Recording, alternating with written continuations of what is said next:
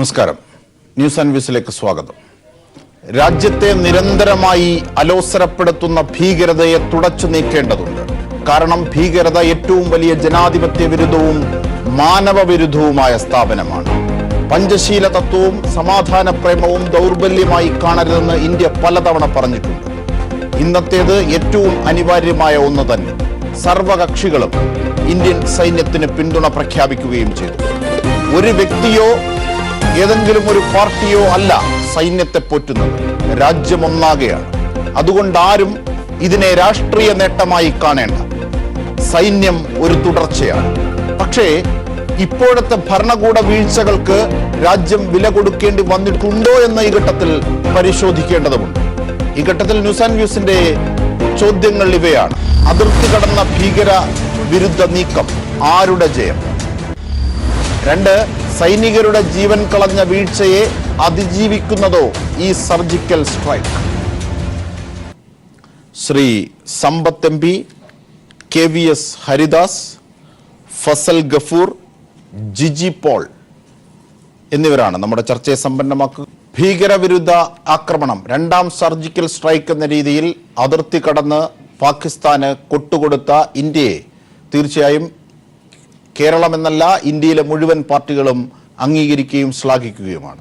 ഒപ്പം സൈന്യത്തിന് ഐക്യദാർഢ്യവും എല്ലാവരും പ്രഖ്യാപിച്ചു. സർവകക്ഷി യോഗത്തിലും അതെ. ഇപ്പോൾ നമ്മുടെ ചർച്ചയിലേക്ക് പോകുന്നതിന് മുമ്പ് 1991 മുതൽ 2018 വരെ കശ്മീരിൽ സൈനിക ജീവിതം നയിച്ച ചിത്രസേനൻ എന്ന വ്യക്തി നമ്മോടൊപ്പം ചേരുകയാണ്. ശ്രീ ചിത്രസേനൻ, ഇന്ത്യയെ നിരന്തരം അലോസരപ്പെടുത്തുകയാണ് കശ്മീർ തീവ്രവാദത്തിലൂടെ. അത് താങ്കളൊക്കെ അനുഭവിച്ചറിഞ്ഞിട്ടുമുണ്ടാകും. ഇന്ന് അതിന് ശക്തമായൊരു മറുപടി കൊടുക്കാൻ ഇന്ത്യക്കായി. ഒരുപക്ഷെ ഇത് ഭീകരവാദ നീക്കങ്ങൾക്ക് ഉള്ള ഒരു തടസ്സം ഇടാൻ ഇന്ത്യക്കാകുമോ? ഇന്ത്യയുടെ വിജയമല്ലേ അത്? ശ്രീ ചിത്രസേനൻ. ഇത് മറുപടി കൊടുത്തത് നല്ല രീതിയിലാണ്. എങ്കിൽ കൂടിയും എന്റെ ഒരു സംശയം ഇത്രയേ ഉള്ളൂ. ഹലോ, പറഞ്ഞോളൂ ചിത്രസേനൻ. ഞാനിത് എന്റെ ഒരു അനുഭവം ഞാൻ പറയുകയാണ്. എല്ലാ സമയങ്ങളിലും ഇത് നേരത്തെ ചെയ്യേണ്ട ഒരു കാര്യമായിരുന്നു. എങ്കിൽ കൂടിയും ഇലക്ഷൻ പബ്ലിസിറ്റേഷൻ ആവുന്ന സമയങ്ങളിൽ മാത്രമേ ഈ പ്രശ്നങ്ങൾ തിരിച്ചടിക്കാൻ കഴിയുന്നുള്ളൂ ഇന്ത്യക്ക് എന്നുള്ളൊരു അനുഭവം കൊണ്ടാണ് അതിനൊരു ദുഃഖം നമ്മൾ രേഖപ്പെടുത്തുകയായിരുന്നു. ഏതൊരു ഇലക്ഷൻ വരുന്നുമോ, ഏത് ഭരണകൂടം ഇരുന്നാലും ഇലക്ഷൻ സമയങ്ങളിൽ മാത്രമാണ് ഈ തിരിച്ചടിക്കാനൊരു ആവേശവും ഊർജവും പറയുന്നത്. എന്തുകൊണ്ട് നമ്മൾ ഇത്രയും സൈനികർ, എന്റെ സ്നേഹിതർ, എന്റെ സഹപാഠികളായിട്ടുള്ളവർ മരിക്കുന്നവരെ വെയിറ്റ് ചെയ്തു എന്നാണ് ചോദിക്കുന്നത്. ഇതിനു മുമ്പേ സമയമില്ലയെന്നോ? ശരിയാണ്. ഒരു ജവാന്റെ ആ അർത്ഥത്തിലുള്ള പ്രതികരണം എന്ത് എന്ന് അറിയാനാണ് ചർച്ചയ്ക്ക് മുമ്പ് അത് ആരാഞ്ഞത്. ശരി, നന്ദി ശ്രീ ചിത്രസേനൻ. ശ്രീ സമ്പത്ത് എം പി, അതായത് ആദ്യം ഈ ആക്രമണം നടക്കുന്നു, 40 ജീവനുകൾ നമ്മുടെ സൈനികരുടേത് പൊലിയുന്നു, കൃത്യമായി ഇന്ത്യ ഇന്ന് അടികൊടുക്കുന്നു. രാഹുൽ ഗാന്ധി അടക്കമുള്ളവർ കൃത്യമായി രംഗത്തെത്തുകയും ഇന്ത്യൻ സേനയ്ക്ക് ഐക്യദാർഢ്യം പ്രഖ്യാപിക്കുകയും അവർക്ക് വേണ്ട കാര്യങ്ങൾ ചെയ്യുകയും ചെയ്തു. അല്ലെങ്കിൽ അത്തരത്തിലൊരു രാഷ്ട്രീയ നിലപാടും സ്വീകരിച്ചു. ഇന്ന് ഇന്ത്യയുടെ ഈ 2ാം സർജിക്കൽ സ്ട്രൈക്കിന് ശേഷം രാജ്യം തൻ്റെ കൈകളിൽ സുരക്ഷിതമാണ് എന്ന് പ്രധാനമന്ത്രി പറഞ്ഞ അവകാശവാദത്തിന്റെ പശ്ചാത്തലത്തിൽ നമുക്ക് ഈ 2ാം സർജിക്കൽ സ്ട്രൈക്കിനെ എങ്ങനെ കാണാം? ശ്രീ സമ്പത്ത്. CPIഎമ്മിൻ്റെ ജനറൽ സെക്രട്ടറി സഖാവ് സീതാറാം യെച്ചൂരി ഇപ്പോൾ ഇന്ത്യൻ വ്യോമസേന നടത്തിയതായ ഈ തിരിച്ചടിയെ എഫക്റ്റീവ് എന്നാണ് അദ്ദേഹം വിശേഷിപ്പിച്ചിട്ടുള്ളത്. ഇത്തരമൊരു പരാമർശം അദ്ദേഹം നടത്തിയത് തന്നെ കേന്ദ്ര വിദേശകാര്യ വകുപ്പ് മന്ത്രി ശ്രീമതി സുഷമ സ്വരാജ് ഇന്ന് സർവകക്ഷി യോഗം അത്തരത്തിൽ വിളിക്കുന്നതിന് മുമ്പേ തന്നെയാണ്.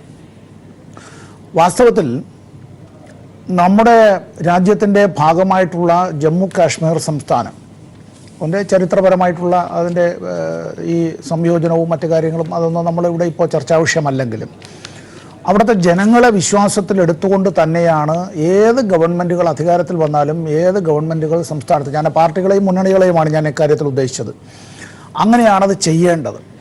ജനങ്ങളെ വിശ്വാസത്തിലെടുത്തുകൊണ്ടും ജനങ്ങളുടെ ഐക്യനിര പടുത്തുയർത്തിക്കൊണ്ടും അവിടുത്തെ വിഷയങ്ങൾക്ക് രാഷ്ട്രീയ പരിഹാരം കണ്ടുകൊണ്ടുമാവണം ഭീകരവാദത്തെ നാം നേരിടേണ്ടത്. ഇപ്പോൾ ഇന്ത്യൻ വ്യോമസേന, ഇന്ത്യൻ എയർഫോഴ്സ് ലോകത്തിലെ ഏറ്റവും വലിയ എയർഫോഴ്സുകളിൽ 4ാം സ്ഥാനം ഉള്ള എയർഫോഴ്സാണ് നമ്മുടേത്.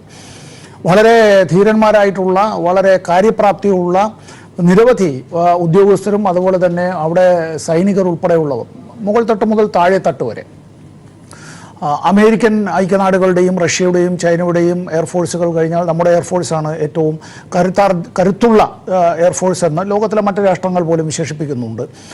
നമ്മുടെ ഇന്ത്യൻ എയർഫോഴ്സിൻ്റെയും ഇന്ത്യൻ ആർമിയുടെയും ആ ബലം എന്നുള്ളത് ആയുധങ്ങളുടെ ബലവും ആയുധങ്ങളുടെ എണ്ണവും അതിൻ്റെ പ്രഹരശേഷിയും എന്നുള്ളതിനപ്പുറമായി നമ്മുടെ ജവാന്മാരുടെയും സൈനികരുടെയും ഓഫീസർമാരുടെയും അവരുടേതായിട്ടുള്ളൊരു വിൽ പവർ ഉണ്ടല്ലോ, അവരുടെ ധൈര്യമുണ്ടല്ലോ, അവരുടെ ഈ ഏൽപ്പിച്ചിട്ടുള്ള ചുമതല നിർവഹിക്കുന്നതിന് അവർ കാണിക്കുന്നതായിട്ടുള്ള അങ്ങേറ്റത്തെ തീവ്രമായ നിലപാടുകൾ. കാരണം ലോകത്തിലെ ഒരു രാജ്യത്തിന് പോലും ഇത്തരത്തിൽ വളരെ വ്യത്യസ്തമായിട്ടുള്ള കാലാവസ്ഥയും ഭൂപ്രകൃതിയും ഒരുപാട് വ്യത്യസ്തതകളും വൈരുദ്ധ്യങ്ങളും ഉള്ളതായിട്ടുള്ള നിലകളിൽ അവർക്ക് പ്രവർത്തിക്കേണ്ടതായി വരില്ല.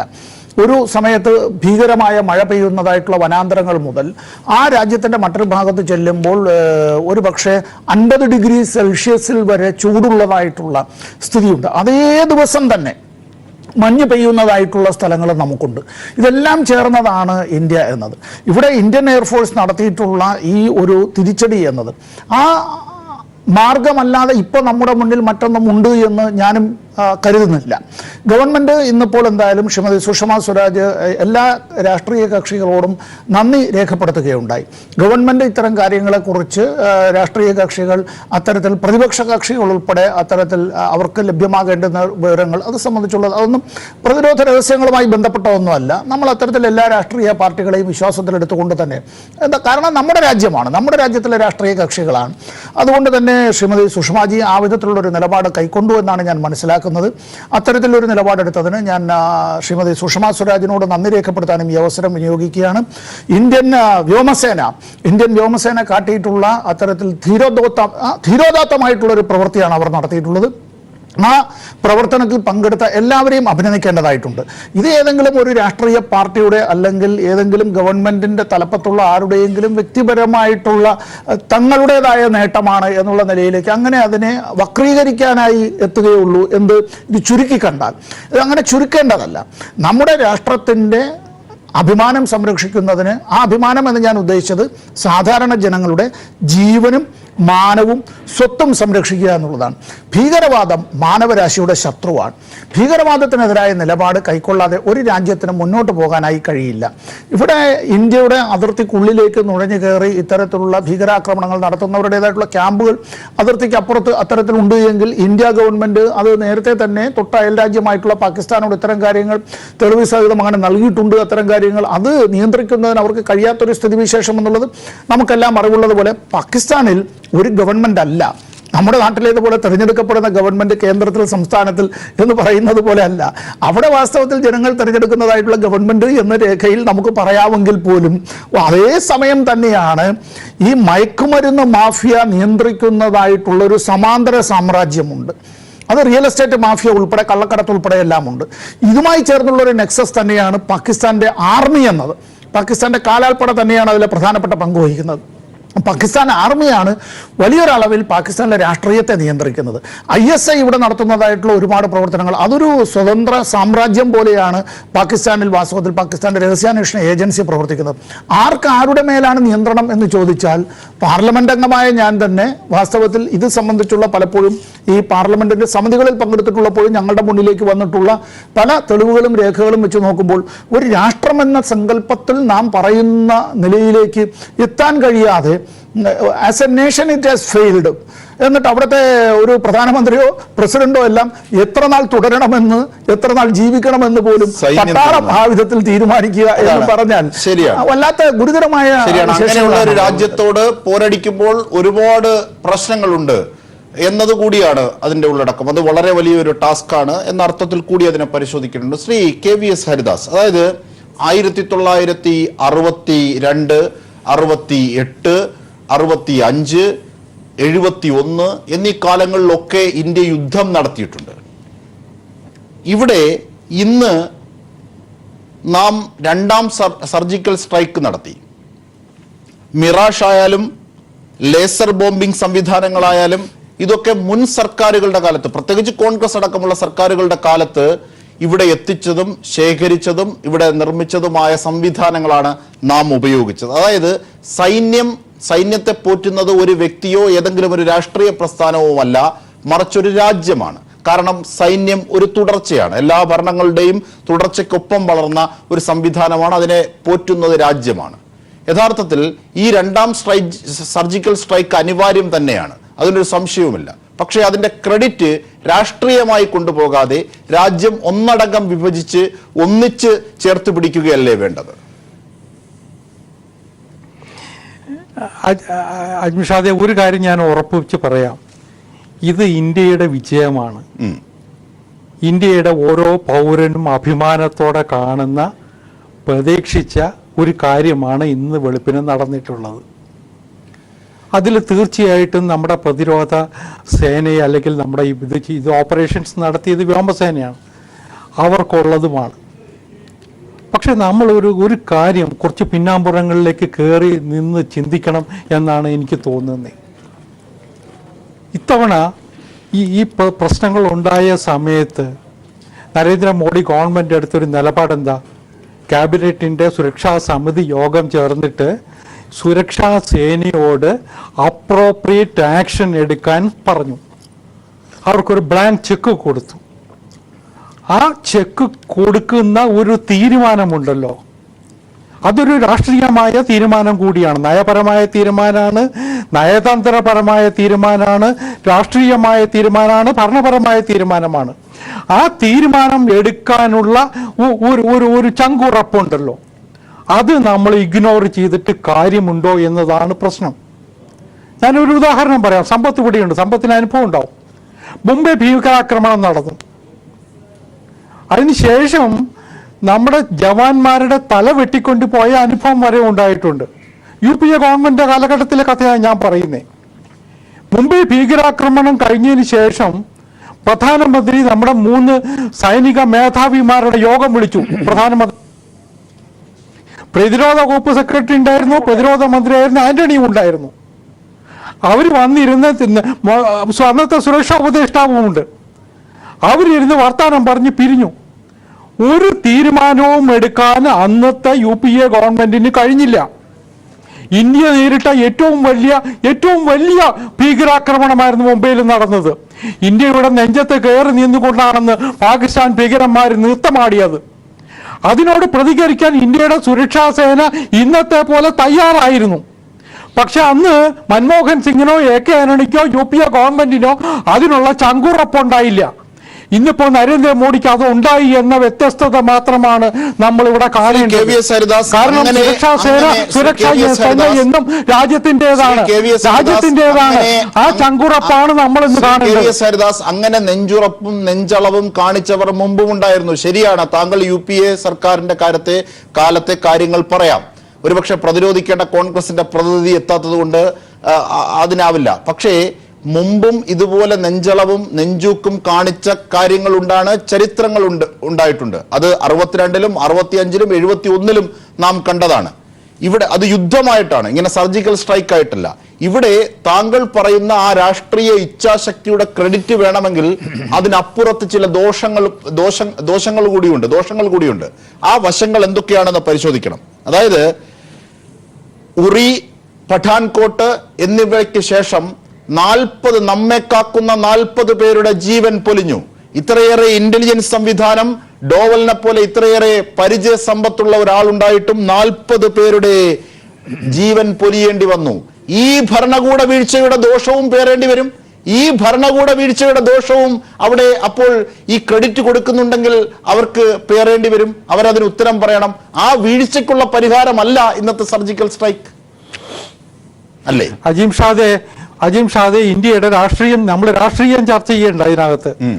പക്ഷെ സ്വാഭാവികമായിട്ടും എന്താ, ഇപ്പൊ കേരളത്തിൽ പിണറായി വിജയന്റെ ഗവൺമെന്റാണ് ഉള്ളത്. ഒരു സംഭവം ഉണ്ടായാൽ സ്വാഭാവികമായിട്ട് ഗവൺമെന്റിന് അതിൽ നിന്ന് തലയൂരാൻ പറ്റുമോ? ഇപ്പോൾ ജമ്മു കാശ്മീരിലായാലും ഇന്ത്യയിലാണെങ്കിലും എന്ത് സംഭവം ഉണ്ടായാലും ഒരു യൂറി ഉണ്ടായി, പത്താൻകോട്ടുണ്ടായി, അതിൻ്റെ ഉത്തരവാദിത്വത്തിൽ നിന്ന് നരേന്ദ്രമോദിക്ക് മാറാൻ പറ്റുമോ? സൈനികരുടെ യഥാർത്ഥത്തിൽ നരേന്ദ്രമോദിയുടെ ഗവൺമെന്റിന്റെ കീഴിലുള്ള അവരുടെ ശമ്പളം പറ്റുന്ന നമ്മൾ ഇന്ന് നമ്മുടേതെന്ന് പറയുന്ന സൈനികന്മാരുടെ ഭാഗത്തുണ്ടായ വീഴ്ചകൾ ഉൾപ്പെടെ അതിനകത്ത് ഉണ്ടായിട്ടുണ്ട്. പക്ഷേ പൊളിറ്റിക്കൽ ലീഡർഷിപ്പിന്റെ അതിന്റെ ഉത്തരവാദിത്വത്തിൽ നിന്ന് ഒരിക്കലും ഒഴിഞ്ഞു മാറാൻ പറ്റില്ല. ഇന്നത്തെ സംഭവം തന്നെ നിങ്ങൾ എടുത്തു നോക്കൂ. ഇന്നിപ്പോൾ നമ്മൾ 10-12 വിമാനങ്ങൾ അയച്ചു. ഒരു ചെറിയ അബദ്ധം എവിടെയെങ്കിലും പറ്റിയിരുന്നെങ്കിൽ ഇന്ന് നരേന്ദ്രമോദിക്കെതിരായിട്ട് കടന്നാക്രമണം ഇന്ത്യ ഒട്ടുക്കും നടക്കുമായിരുന്നു. സൈന്യത്തിന്റെ മിടുക്കാണ്. അപ്പൊ ഈ തീരുമാനം എടുക്കുന്ന സമയത്ത് അവിടെ ഒരു രാഷ്ട്രീയമായ രാജ്യത്തിനുള്ളതാണ്. അത് സൈന്യം എന്നത് ഒരു മഹാ തുടർച്ചയാണ്. 47 ശേഷം ഇന്ത്യയിലെ ഒരു തുടർച്ചയാണത്. അതുകൊണ്ട് അത് സൈന്യത്തിന്റെ മികവാണ്. അത് രാഷ്ട്രീയ മികവായി ആരും ആഡ് ചെയ്യേണ്ടതില്ല ശ്രീ KVS. അങ്ങനെയാണെങ്കിൽ PDPയുമായി BJP നടത്തിയ ഭരണവും അതിനുശേഷം വർദ്ധിച്ച ഭീകരതയെ സംബന്ധിച്ചും നമുക്ക് ചർച്ച ചെയ്യേണ്ടി വരും. പക്ഷേ ഇവിടെ ഞാൻ സൂചിപ്പിക്കുന്നത് ഇതാണ് KVS. ആദ്യം ഈ അറ്റാക്ക് ഉണ്ടായ സമയത്ത് നമ്മുടെ 40 വിലപ്പെട്ട ജീവനുകൾ പൊലിഞ്ഞ ഘട്ടത്തിൽ രാഹുൽ ഗാന്ധി അടക്കമുള്ളവർ രംഗത്തെത്തി ഐക്യദാർഢ്യം പ്രഖ്യാപിക്കുകയാണ് ചെയ്തത്. ഈ രാജ്യത്തൊപ്പമാണ്, ഞങ്ങൾ ഒറ്റക്കെട്ടാണ് എന്ന്. അത് വലിയ മാതൃകയാണ്. ഒപ്പം ഇന്ന് രാഹുൽ ഗാന്ധിയുടെ തന്നെ ട്വീറ്റ് വായിച്ചാൽ അറിയാം, അദ്ദേഹം സല്യൂട്ട് ചെയ്യുന്നത് IAFനാണ്, ഇന്ത്യൻ എയർഫോഴ്സിനാണ് അദ്ദേഹം സല്യൂട്ട് ചെയ്യുന്നത്. ആ അർത്ഥത്തിൽ സൈനിക വിജയമായിട്ടാണ് രാജ്യം കാണുന്നത്. പക്ഷെ വീഴ്ച ഭരണകൂടത്തിന് ഉത്തരവാദിത്വമുണ്ട്. അല്ല അജിം ഷാദെ, ഞാൻ ആദ്യമേ പറഞ്ഞല്ലോ, ഇത് നമ്മുടെ ഡിഫൻസ് ഫോഴ്സസിന്റെ വിജയമാണ്. പക്ഷെ ഞാൻ ഒന്നേ സൂചിപ്പിച്ചുള്ളൂ, ഈ ഡിഫൻസ് ഫോഴ്സസിന് ഇത്തരത്തിൽ മുന്നോട്ട് പോകാനുള്ള ഒരു ബ്ലാങ്ക് ചെക്ക് കൊടുത്ത ഒരു പൊളിറ്റിക്കൽ ലീഡർഷിപ്പ് ഉണ്ട്.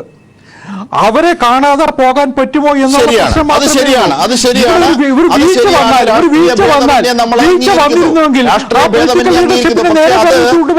അത് എന്നത് ആരുടെയും മിടുക്കല്ല, രാഷ്ട്രീയ കക്ഷികളുടെയോ ഒന്നും മിടുക്കല്ല. അത് ഇന്ത്യയുടെ മുഴുവൻ മിടുക്കാണ്. അത് ഇന്ത്യൻ സൈന്യത്തിന്റെ എബിലിറ്റിയാണ്. ഇത് ഏറ്റവും അനിവാര്യമായതാണ്. ഇവിടെ വിജയിച്ചത് സൈന്യമാണ്, ഇന്ത്യയാണ്, ഇന്ത്യൻ സൈന്യമാണ്. അതിന്റെ ക്രെഡിറ്റ് ആരും കൊണ്ടുപോകരുത്. ഇത് മാത്രമാണ് ഞാൻ പറഞ്ഞത്. വീഴ്ച പക്ഷേ ഞാൻ അതിൽ ആ കാര്യത്തിൽ ഞാൻ അജിം ഷാദിനൊപ്പമാണ്. ഞാൻ യാതൊരു സംശയമില്ല. ഇത് മുഴുവൻ രാജ്യത്തിന്റെയും ക്രെഡിറ്റ് ആണ്, മുഴുവൻ സൈനികരുടെ ക്രെഡിറ്റ് ആണ്, നമ്മുടെ അഭിമാനത്തിന്റെ പ്രശ്നമാണ്. അതിൽ വേറെ ആർക്കും കൊടുക്കേണ്ടതില്ല. ഇന്ത്യയിലുള്ള എല്ലാവർക്കും അതിന് അവകാശമുണ്ട്, ഞാൻ സമ്മതിക്കുന്നു. പക്ഷേ സാത്വിക സ്വഭാവമുള്ള KVS അംഗീകരിക്കുന്നു. പക്ഷെ പല BJP നേതാക്കന്മാരുടെയും സോഷ്യൽ മീഡിയയിലെ അടക്കമുള്ളവ നോക്കിയാൽ അങ്ങനെയല്ല മനസ്സിലാക്കുന്നത്. ഇതേതോ BJPയുടെ രാഷ്ട്രീയ നേട്ടം എന്ന രീതിയിലാണ്. അതല്ല, ഇത് രാജ്യത്തിന്റെ നേട്ടമാണ്, ഇത് പൊതു നേട്ടമാണ്. പക്ഷെ വീഴ്ച ഭരണകൂടത്തിനുണ്ട്. 40 പേർ എങ്ങനെ ഇത്ര ഒറ്റയ്ക്ക് 2500 പേരോളം അതുവഴി കൊണ്ടുപോകാനായി? അവർക്ക് എന്തുകൊണ്ട് എയർ മാർഗം നൽകിയില്ല? എന്തുകൊണ്ട് ഇന്റലിജൻസ് അവിടെ ആക്യുറേറ്റ് ആയില്ല? ഈ അർത്ഥത്തിൽ ഡോവൽ ഉള്ളപ്പോൾ ഇത്രയേറെ അനുഭവ സമ്പന്നുള്ള അതൊരു വീഴ്ചയാണ്. അത് തീർച്ചയായും പരിശോധിക്കപ്പെടണം. അല്ല, എനിക്ക് അതിൽ വിശദീകരണം അജിം ഷാദെ. അല്ല, ഒരു വിശദീകരണം ഞാൻ വരാം അതിലേക്ക്. ശ്രീ ഫസൽ ഗഫൂർ ഈ ഘട്ടത്തിൽ ചേരുകയാണ്. ശ്രീ ഫസൽ ഗഫൂർ, ഇവിടെ ശരിയാണ്, ഇന്ത്യ മുഴുവൻ ഒറ്റക്കെട്ടാണ്. ഇവിടെ കക്ഷി രാഷ്ട്രീയ ഭിന്നതയില്ല. കാരണം പാക് എന്ന നേരത്തെ ശ്രീ സമ്പത്ത് സൂചിപ്പിച്ചതുപോലെ ഒരു രാജ്യത്തിന്റെ ഒരു മികവും ഡിഗ്നിറ്റിയും ഇല്ലാതെ ചില ഭീകരവാദികളെ ഉപയോഗിച്ച് ഇന്ത്യയെ നിരന്തരം അലോസരപ്പെടുത്തുന്ന ഒരു രാജ്യമെന്ന് പോലും പറയാൻ പറ്റാത്ത പാകിസ്ഥാന്റെ നിരന്തരം അലോസരപ്പെടുത്തലുകൾക്കെതിരെ ശക്തമായ അടി കൊടുക്കുക തന്നെ വേണം. അത് കൊടുക്കും. അതിൽ ഇന്ത്യ വിജയിച്ചു. അത് ഇന്ത്യൻ സേനയ്ക്ക് നമ്മുടെ ഐക്യദാർഢ്യം, അഭിവാദ്യങ്ങൾ. ശരി. പക്ഷേ ഇവിടെ പരിശോധിക്കപ്പെടേണ്ട മറ്റു ചില രാഷ്ട്രീയ പ്രശ്നങ്ങളുണ്ട്. PDP BJP കൂട്ടുകെട്ട്, സജ്ജാദ് ലോൺ എന്ന തീവ്രവാദ സ്വഭാവമുള്ള ആളുമായി ഇവരെ BJP അധികാരം പങ്കിടാൻ കൂടിയാലോചന നടത്തി ഇല്ലേ? ഈ പാക് പതാകയോട് കൂറുകാണിച്ച PDPയെയും മെഹബൂബ മുഫ്തിയെയുമായി ചേർന്ന് ഈ BJP ഈ കാശ്മീരിന്റെ അധികാരം പങ്കിടുകയും തുടരുകയും ചെയ്ത ഒരു ഘട്ടമുണ്ടായിരുന്നു കുറച്ചു നാൾ മുമ്പ് വരെ. അതാണ് യഥാർത്ഥത്തിൽ ആ സമയത്താണ് ഭീകരവാദികൾ ഏറ്റവും കൂടുതൽ അഴിഞ്ഞാടിയത്, ഏറ്റവും കൂടുതൽ ഭീകരർക്ക് വേദിയൊരുക്കിയത് അതാണ്. അത് മോഡിയുടെ രാഷ്ട്രീയ പരാജയമാണ്. ഈ വിധത്തിൽ പോയത് ഭീകരർക്കെതിരെ ഇങ്ങനെ ഉണ്ടാകാൻ കാരണം ആ രാഷ്ട്രീയ പരാജയമാണ് എന്ന് ആരെങ്കിലും വിലയിരുത്തിയാൽ അത് തെറ്റുണ്ടോ? ഈ ഘട്ടത്തിൽ 40 ഇന്ത്യൻ സൈനികരുടെ രക്തത്തിന് മുകളിൽ നിന്നാണ് നാം സംസാരിക്കുന്നത്. ശ്രീ ഫസൽ അതായത് ഭാരതീയ ജനതാ പാർട്ടി ആർട്ടിക്കിൾ 370 അത് എടുത്തു കളയണം. ഭരണഘടന പറഞ്ഞുകൊണ്ടിരുന്ന പാർട്ടിയാണ്. ആവിർഭാവം തൊട്ട് ജനസംഘം തൊട്ടിട്ട് അതങ്ങനെ പറഞ്ഞുകൊണ്ടിരുന്ന പാർട്ടിയാണ്. അവിടെ ശ്യാമാപ്രസാദ് മുഖർജി മരിച്ചത് പോലും. ശ്യാമാപ്രസാദ് മുഖർജിയെ കൊന്നത് നാഷണൽ കോൺഫറൻസ് ആണ്, അത് ഷെയ്ഖ് അബ്ദുള്ളയാണെന്ന് പറഞ്ഞ പാർട്ടിയാണ്. ആ പാർട്ടി ആണ് പിന്നീട് ഇപ്പൊ പോയിട്ട് PDP ആയിട്ട് ഗവൺമെന്റ് ഉണ്ടാക്കി. ഞാൻ വസ്തുതകൾ പറയണം, ചരിത്ര വസ്തുതകൾ. അതിനുശേഷം എന്ത് സംഭവിച്ചു? കാശ്മീരിലെ ഭീകരവാദം കുറേ കാശ്മീരിലെ ഭീകരവാദം കൂടി കഴിഞ്ഞിട്ട് അവസാനം ഗാന്ധിയെ പിരിയേണ്ടി വന്നു. അപ്പൊ അതാണ് അതിന്റെ രാഷ്ട്രീയ വശം. അതിന്റെ അർത്ഥം ഇപ്പോഴത്തെ ഗവൺമെന്റ് ചെയ്ത കാര്യങ്ങൾ തെറ്റാണെന്നല്ല, ഒരിക്കലും ശരി. ഞാൻ അതിനെ ന്യായീകരിക്കുക, അതിനെതിരായിട്ട് സംസാരിക്കുക. പക്ഷെ നിങ്ങൾ സംസാരിച്ചത് 50 കൊല്ലങ്ങൾ മാത്രം പറഞ്ഞുള്ളൂ. അങ്ങനെ നമ്മൾ രാഷ്ട്രീയമായിട്ട് ആർക്കെങ്കിലും ഇവിടെ ക്രെഡിറ്റ് കൊടുക്കണമെങ്കിൽ ആദ്യം കൊടുക്കേണ്ടത് ഇന്ദിരാഗാന്ധിക്കാണ്. ഇന്ദിരാഗാന്ധിക്ക് കൊടുക്കണം. എന്താ കാരണം? കാരണം പാകിസ്ഥാനെ ഇല്ലാതാക്കിയത്, ഇന്ന് പാകിസ്ഥാനെ തിരിച്ചടിക്കാനുള്ള ബലം ഇല്ലാതാക്കിയത് കാരണം ഇന്ദിരാഗാന്ധി 1971 ബംഗ്ലാദേശ് എന്നൊരു രാഷ്ട്രത്തെ സൃഷ്ടിച്ചു. പാകിസ്ഥാന്റെ നാവികസേന അതിന്റെ മുങ്ങിക്കപ്പലായിട്ടുള്ള ഗസിയെ തകർത്തു. പിന്നെ നിങ്ങളുടെ കമ്മ്യൂണിസ്റ്റ് പാർട്ടി ചാനലായതുകൊണ്ട് ഞാൻ പറയണം, 1971 ഇന്ദിരാഗാന്ധിയുടെ ഗവൺമെന്റിന് കുത്തുകൊടുത്ത് നിർത്തിയത് കമ്മ്യൂണിസ്റ്റ് പാർട്ടിയാണ്. അതായത് ഇത് ഓർമ്മ ഒരു പോയിന്റ് ഞാൻ പറഞ്ഞ കൂട്ടത്തിൽ. അപ്പോ അങ്ങനെ ഇരിക്കുമ്പോ തീർച്ചയായിട്ടും പാകിസ്ഥാനെ സംബന്ധിച്ചിടത്തോളം മരമ്പിച്ച പരാജയം. ഞാൻ ഒറ്റ ചോദ്യം ചോദിക്കുമ്പോൾ പാകിസ്ഥാനെ സംബന്ധിച്ചിടത്തോളം 12ഓളം മിറാസ് എയർക്രാഫ്റ്റ് ഇന്ത്യയുടെ 1971 ശേഷം ആദ്യമായിട്ടാണ് ലൈൻ ഓഫ് കൺട്രോൾ കടന്നുകൊണ്ട് ഇന്ത്യ ആക്രമിക്കുന്നത്. പാകിസ്ഥാൻ എയർഫോഴ്സ് അവിടെ, പാകിസ്ഥാൻ എയർഫോഴ്സിന്റെ ഒരു ഇതുപോലും അവിടെ കാണുന്നില്ല. അതിന്റെ അർത്ഥം എന്താണെന്ന് വെച്ചിട്ടുണ്ടെങ്കിൽ പാകിസ്ഥാൻ നിർവീര്യമായിരിക്കുകയാണ്. ഇന്ന് ലോകത്ത് പാകിസ്ഥാൻ ഒറ്റപ്പെട്ടിരിക്കുകയാണ്. പാകിസ്ഥാൻ നേരത്തെ സമ്പത്ത് പറഞ്ഞ മാതിരി ഫെയിൽഡ് സ്റ്റേറ്റ് ആണ് പാകിസ്ഥാൻ, അല്ലെങ്കിൽ ഒരു ഡീപ് സ്റ്റേറ്റ് ആണ് പാകിസ്ഥാൻ. ആ പാകിസ്ഥാൻ ഇന്ന് തിരിച്ചടിക്കാൻ പറ്റാതെ ചൈന ഒരു സപ്പോർട്ട് ഉണ്ടെങ്കിലും USA തൊട്ടിട്ട് സോവിയറ്റ് റഷ്യ തൊട്ടിട്ട് ഒട്ടുമുക്കാൽ രാജ്യങ്ങളും പാകിസ്ഥാനെതിരായിട്ട് ഇരിക്കുകയാണ്. അതുകൊണ്ട് ഇത് ഒരു പാകിസ്ഥാനെ സംബന്ധിച്ചുള്ള ഒരു മുന്നറിയിപ്പാണ് നമ്മുടെ ഈ അറ്റാക്ക്. എന്തുകൊണ്ടാണെന്ന് വെച്ചിട്ടുണ്ടെങ്കിൽ അതിൽ ഇപ്പൊ ന്യൂയോർക്ക് ടൈംസ് ഒക്കെ റിപ്പോർട്ട് ചെയ്യാൻ അവിടെ ഒന്നും സംഭവിച്ചിട്ടില്ല, അവിടെ ജയ്ഷെ മുഹമ്മദിന്റെ മറ്റേ ക്യാമ്പൊന്നും തകർത്തിട്ടില്ല എന്ന് പറഞ്ഞിട്ടുള്ള പാകിസ്ഥാന്റെ വാദമുണ്ട്. ആ വാദം എന്തോ കേട്ടോ, അത് തകർത്തോ തകർത്തില്ല എന്നുള്ളതല്ല. പക്ഷേ 12 ഇന്ത്യൻ എയർക്രാഫ്റ്റ് പാകിസ്ഥാൻ മറ്റേ എയർ കൺട്രോൾ എയർ സ്പേസിൽ കടക്കുകയും അവിടെ ബോംബിടുകയും ചെയ്തു. ബോംബ് പൊട്ടിയില്ല, അതൊന്നല്ല വിഷയം. ബോംബ് ഇട്ടു. പാകിസ്ഥാൻ ഒരു ആന്റി എയർക്രാഫ്റ്റ് മിസൈല് പോലും തൊടുത്തുവിടാൻ പറ്റിയില്ല എന്നുള്ളതിന്റെ അർത്ഥം പാകിസ്ഥാൻ ഇത് തുടരുകയാണെങ്കിൽ ഏത് ഗവൺമെന്റ് ആയാലും, ഇന്ത്യയുടെ ഏത് ഗവൺമെന്റ് വന്നാലും, മറ്റേ BJP ആയാലും അല്ലെങ്കിൽ ഗവൺമെന്റ് കൂടെ അപ്രസക്തമാണ്. ഇന്ത്യൻ നാവികസേന എന്ന് പറഞ്ഞാൽ 3 ഇരട്ടിയാണ് പാകിസ്ഥാന്റെ നാവികസേന. അതുകൊണ്ട് അതിന്റെ അർത്ഥം എന്താണെന്ന് വെച്ചിട്ടുണ്ടെങ്കിൽ ഇന്ത്യ വിചാരിച്ചിട്ടുണ്ടെങ്കിൽ ഈ യുദ്ധം വരാൻ പോകുന്ന യുദ്ധം പാകിസ്ഥാനായിട്ട് ഒരാഴ്ച പോലും നിലനിൽക്കുന്നത് നീണ്ടുകൂല. ബംഗ്ലാദേശ് യുദ്ധത്തിനെക്കാട്ടും ചുരുക്കാൻ ഉറപ്പിച്ചോ? യുദ്ധം ഉണ്ടാവില്ല. എന്താ ഞാൻ പറയാം, മിലിറ്ററി ടേം ഞാൻ ഉപയോഗിക്കും. അതിന്റെ പേര് മ്യൂച്വലി അഷ്യൂർഡ് ഡിസ്ട്രക്ഷൻ മാഡ് എന്നാണ്. എന്താ കാരണം വെച്ചാൽ പാകിസ്ഥാനുണ്ട് 100ലധികം ആറ്റം ബോംബ്, ഇന്ത്യയിലുണ്ട് 100ലധികം ആറ്റം ബോംബ്. അപ്പൊ നമ്മളെ സംബന്ധിച്ചിടത്തോളം എത്ര ആറ്റം ബോംബ് ഇടുന്നു അല്ല അവരെത്ര ഇടുന്നതല്ല. ഒരാറ്റം ബോംബ് ഇന്ത്യയുടെ ഒരു നഗരത്തിന്റെ മുകളിൽ വീണാൽ തന്നെ ഇന്ത്യക്ക് പരുക്കാണ്, പാകിസ്ഥാനുമായി തന്നെ പരുക്കാണ്. അതുകൊണ്ട് ഒരു കാര്യം ഞാൻ തീർത്ത് പറയാം, യുദ്ധം ഉണ്ടാവില്ല എന്നുള്ള കാര്യം. ഇംഗ്ലീഷിൽ വേറെ വാക്കുണ്ട്, സാബർ റാറ്റ്ലിംഗ്. സാബർ റാറ്റ്ലിംഗ് എന്ന് പറഞ്ഞാൽ യുദ്ധം ഉണ്ടാവുന്നുള്ള പ്രതീതി സൃഷ്ടിക്കുക, പക്ഷെ യുദ്ധമൊന്നും ഉണ്ടാവില്ല.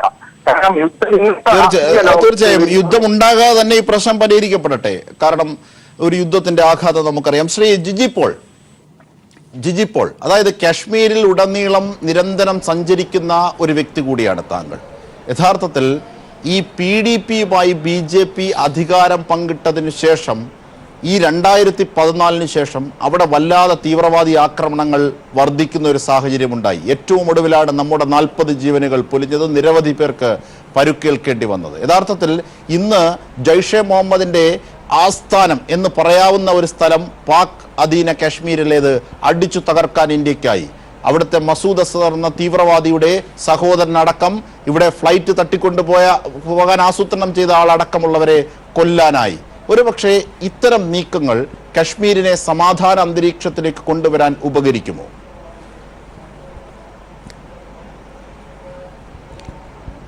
തീർച്ചയായിട്ടും കേന്ദ്ര ഗവൺമെൻറ് നടത്തുന്ന ഇമാതിരിയുള്ള വിഡ്ഢിത്തങ്ങൾ കാശ്മീരികളുടെ മനസ്സിൻ്റെ ഗതി മനസ്സിലാക്കാത്ത കേന്ദ്ര ഗവൺമെൻറ്റിൻ്റെ നീക്കങ്ങൾ കാശ്മീരികളുടെ ജീവിതത്തിന് ദുസ്സഹമാകും. അതോടൊപ്പം ഇന്ത്യയിൽ ഇനിയും പ്രശ്നങ്ങൾ സൃഷ്ടിക്കുകയുള്ളൂ.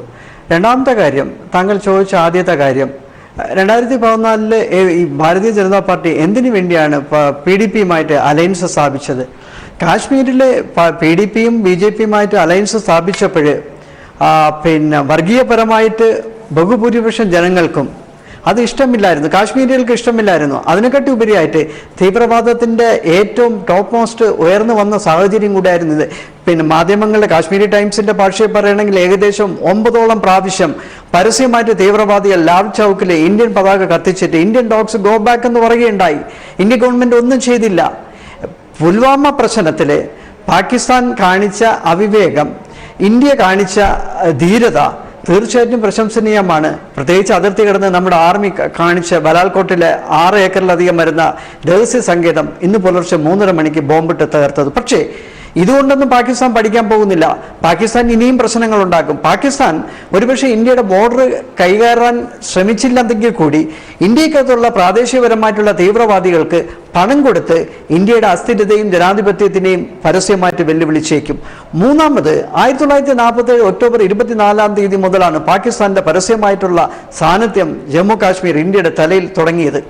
എന്തുകൊണ്ട് ഈ പ്രശ്നത്തിന് മാറി മാറി വരുന്ന ഗവൺമെൻറ്റുകൾ രാഷ്ട്രീയവൽക്കരിക്കുവാനും ഉദാരവൽക്കരിക്കുവാനും അടിച്ചമർത്താനും ശ്രമിക്കാതെ വോട്ട് ബാങ്കിൻ്റെ രാഷ്ട്രീയത്തിൻ്റെ പുറകെ പോയി? ഇപ്പോൾ തന്നെ ഇപ്പം പല മാധ്യമങ്ങളിലും പല സോഷ്യൽ മീഡിയകളിലും പറയുന്നു കേന്ദ്ര ഗവൺമെൻറ്റിൻ്റെ വിജയമാണ് ഈ അതിർത്തി കടന്നുള്ള ആക്രമണം. തീർച്ചയായിട്ടും ഞാനും അഭിമാനിക്കുന്നു. കേന്ദ്ര ഗവൺമെൻറ്റിൻ്റെ വിജയമല്ല, മറിച്ച് ഓരോ ശരാശരി ഇന്ത്യക്കാരൻ്റെയും ആത്മാഭിമാനത്തിൻ്റെ വിജയമാണ് നമ്മൾ ഇന്ന് പുലർച്ചെ പാകിസ്ഥാൻ്റെ മേൽ നേരിട്ടത്. ഞാൻ പ്രതീക്ഷിക്കുന്നു പാകിസ്ഥാന് ഇന്ത്യ ആക്രമിക്കാനുള്ള കപ്പാസിറ്റി ഇപ്പോഴില്ല. പക്ഷേ ആക്രമിക്കുകയാണെങ്കിൽ തീർച്ചയായിട്ടും ഇന്ത്യൻ ആർമി ഇനിയും ശ്രേഷ്ഠതയും മാന്യതയോടു കൂടി സിവിലിയൻസിനെ ജീവഹാനി വരുത്താത്ത രീതിയിൽ ഇനിയും ആക്രമിക്കുക എന്നുള്ളതിൽ വിസ്മരിക്കുവാനും പറ്റുള്ളതല്ല. തീർച്ചയായും KVS ഹരിദാസിലേക്ക്. ശ്രീ KVS ഹരിദാസ്, അതായത് എല്ലാ സർവകക്ഷി യോഗത്തിലും എല്ലാ പാർട്ടികളും സൈന്യത്തിനൊപ്പമാണ്, രാജ്യത്തിന്റെ ഈ നീക്കത്തിനൊപ്പമാണ് എന്ന് പിന്തുണ പ്രഖ്യാപിച്ചു കഴിഞ്ഞു. കെജ്രിവാൾ പോലും അദ്ദേഹത്തിന്റെ നിരാഹാര സമരം മാറ്റിവെക്കുകയും ചെയ്തു. ഈ അർത്ഥത്തിലാണ് പ്രതിപക്ഷ പാർട്ടികൾ പിന്തുണയ്ക്കുന്നത്. അതിൽ യഥാർത്ഥത്തിൽ നാം തൃപ്തമാകണ്ടേ? അത് നല്ല പക്വമായൊരു നിലപാടല്ലേ ശ്രീ KVS?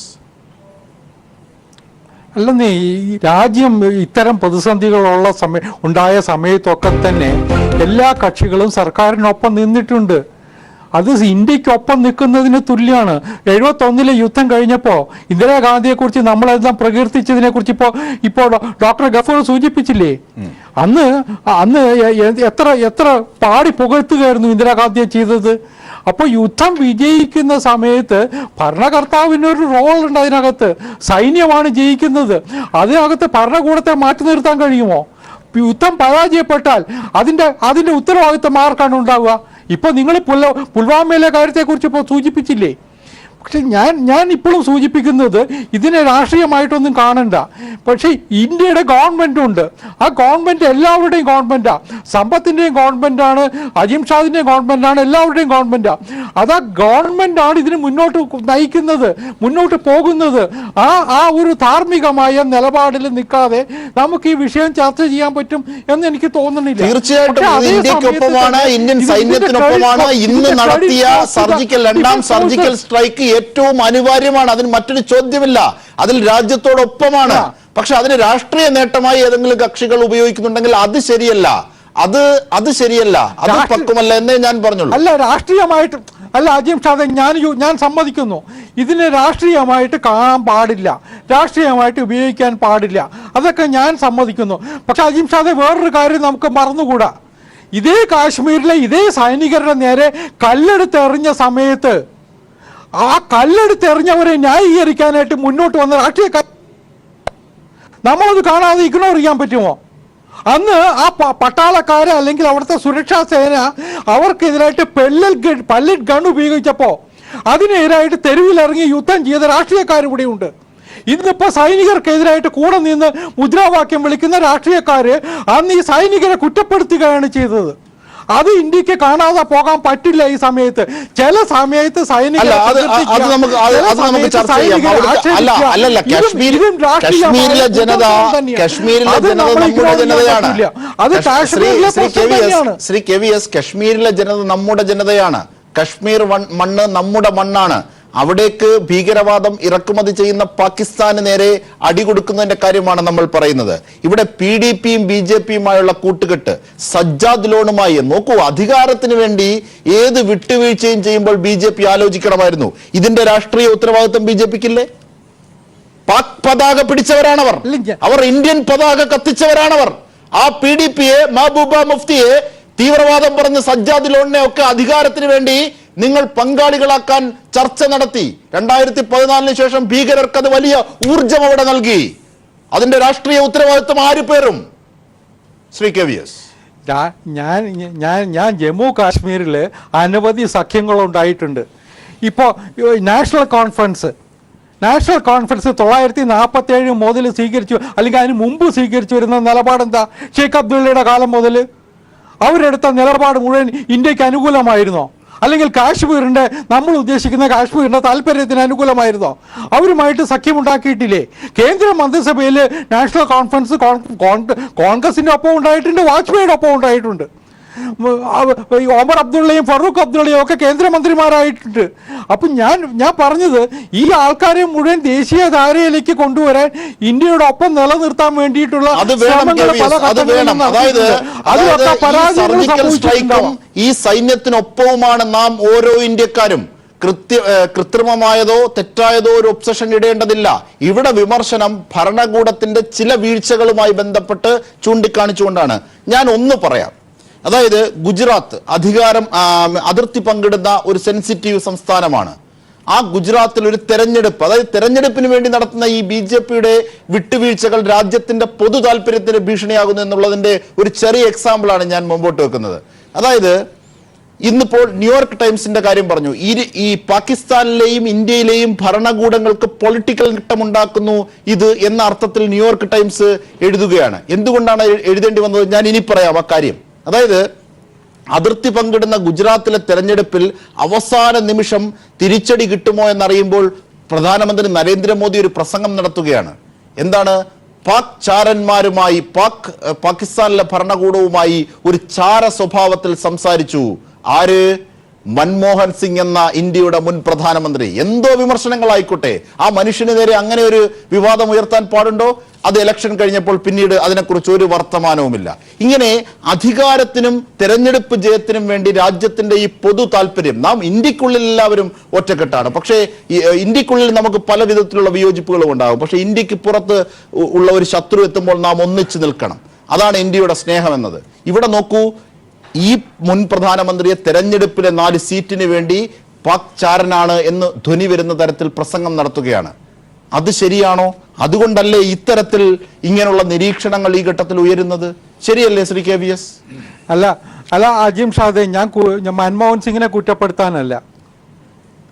പക്ഷെ മണിശങ്കർ അയ്യർ എന്ന് പറയുന്ന ഒരു കോൺഗ്രസ് നേതാവുണ്ട്, പബ്ലിക് ഡൊമൈനിലുണ്ടല്ലോ അയാളുടെ പ്രസംഗം ഇപ്പോഴും. പാകിസ്ഥാനിൽ പോയിട്ട് നരേന്ദ്രമോദിയെ തോപ്പിക്കാൻ നിങ്ങൾ സഹായിക്കണമെന്ന് പറയുന്ന ഒരു കോൺഗ്രസ് നേതാവിനെ നമുക്ക് കാണാൻ കഴിയുമോ? പാകിസ്ഥാനിലെ വിളിക്കാതെ നവാസ് ഷെരീഫിന്റെ വിവാഹത്തിന് പോയി ബിരിയാണി കഴിച്ച നേതാക്കളില്ലേ BJPയിൽ? നവാസ് ഷെരീഫ് പ്രധാനമന്ത്രിയാണ് സുഹൃത്തെ. പ്രധാനമന്ത്രിയുടെ ഒഫീഷ്യലായിട്ട് പോകുന്നതാണ്. പ്രധാനമന്ത്രിയുടെ അടുത്ത് പോകുന്ന നവാസ് ഷെരീഫിന്റെ അടുത്ത് പോകുന്നത് പോലെയാണോ? അത് നവാസ് ഷെരീഫിന്റെ അടുത്ത് ഇന്ത്യയുടെ പ്രധാനമന്ത്രി പോകുന്ന പോലെയാണ് ISI മേധാവിയുമായിട്ട് രഹസ്യ ചർച്ച നടത്തുന്നത് ഇന്ത്യയുടെ പ്രതിപക്ഷത്തുള്ള കക്ഷിയുടെ ഒരു നേതാവ്. അതാണ് ശ്രീ KVS ഞാൻ പറഞ്ഞത്. ഞാൻ പറഞ്ഞു പൂർത്തിയാക്കട്ടെ. അതുപോലെ തന്നെയാണ് ഇന്ത്യയിലെ തുക്കട ഗാങ് എന്ന് പറയുന്ന ഒരു വിഭാഗത്തെ ഇവിടെ സൃഷ്ടിച്ചത്. കാശ്മീരിനെ വെട്ടിമുറിക്കണം, കേരളത്തെ സമ്പത്തിന് അറിയാലോ, ഡൽഹിയിൽ കേട്ട മുദ്രാവാക്യങ്ങൾ, കേരളത്തെ വെട്ടിമുറിക്കണം എന്ന് വരെ വിളിച്ച ആൾക്കാരില്ലേ? അവർക്കൊപ്പം വേദി പങ്കിടാൻ ഇന്ത്യയിലെ രാഷ്ട്രീയ നേതാക്കന്മാർ പോയിട്ടില്ലേ? ഇവിടെ ഈ വിധ്വംസക പ്രസ്ഥാനങ്ങൾക്ക്, വിധ്വംസക നിലപാടുകൾക്ക് വേരോട്ടമുണ്ടാക്കി കൊടുത്തത് ആരാ? ഇത്തരത്തിലുള്ള രാഷ്ട്രീയ കുറെ വോട്ടുകൾക്ക് വേണ്ടിയിട്ടാണ്. അല്ല, അതിൽ നിന്ന് വ്യതിരിക്തമല്ല ബി ജെ പിയുടെ നിലപാട്. അതിൽ ഏറ്റവും ഒടുവിലത്തെ ഉദാഹരണമാണ് ഞാൻ ചൂണ്ടിക്കാണിച്ചത്. ഗുജറാത്ത് തെരഞ്ഞെടുപ്പ് കാലത്ത് മൻമോഹൻ സിംഗ് ഇത്തരത്തിൽ ചാരപ്രവൃത്തി ചെയ്യുന്നു എന്ന ധ്വനിയോടുകൂടി തെരഞ്ഞെടുപ്പിലെ വിജയത്തിന് വേണ്ടി സംസാരിക്കാമോ? അതുകൊണ്ടാണ് മോദിയെയും അല്ലെങ്കിൽ സംഘ് പരിവാറിനെയും ഒക്കെ ഈ അർത്ഥത്തിൽ നിരീക്ഷിക്കേണ്ടി വരുന്നതും വിമർശിക്കേണ്ടി വരുന്നതും. നോക്കൂ, തെരഞ്ഞെടുപ്പിന് വേണ്ടി എന്തും ചെയ്യുമെന്ന് ആ അർത്ഥത്തിൽ വിദേശ മാധ്യമങ്ങൾ നമ്മളെ വിലയിരുത്തുന്നു, നമ്മുടെ കാര്യങ്ങളെ വിലയിരുത്തുന്നു. തീവ്രവാദികളും ഭീകരവാദികളും അവിടെ ആ അർത്ഥത്തിൽ രക്ഷപ്പെടുകയല്ലേ? അതാണ് എന്റെ പരിഭവം. ന്യൂയോർക്ക് ടൈംസിലെ വാർത്ത ആരുടേതാണെന്നും കൂടി നോക്കേണ്ടി വരും. ഡൽഹിയിൽ നിന്ന് ന്യൂയോർക്ക് ടൈംസിന് വേണ്ടിയിട്ട് കോളം തയ്യുന്ന ഒരാൾ ബർക്കാദത്താണ്. അവരുടെ ഐറ്റമാണോ എന്നുള്ളതും കൂടി നോക്കേണ്ടി വരും. ഞാൻ സത്യം പറയുകയാണ്. കാരണം ബർക്കാദത്തൊക്കെ എടുക്കുന്ന നിലപാടുകളെ കുറിച്ച് നമുക്കൊക്കെ ഏകദേശ ധാരണയുണ്ട്. പല കാലങ്ങളിൽ അവരെടുത്തിട്ട നിലപാടുകളെ കുറിച്ചുണ്ട്. മറ്റൊരു ദിശയിലേക്ക് വഴിതിരിക്കാൻ ശ്രമിക്കുന്നു. അത് വേണ്ട. കാരണം അതാണ് ഞാൻ പറഞ്ഞത്, ഒരു ഒബ്സഷനും കൃത്രിമമായി ഇടേണ്ടതില്ല. കാരണം എന്തെന്നാൽ ഇന്ത്യക്കൊപ്പമാണ് നാം, ഇന്ത്യൻ സൈന്യത്തിനൊപ്പമാണ് നാം.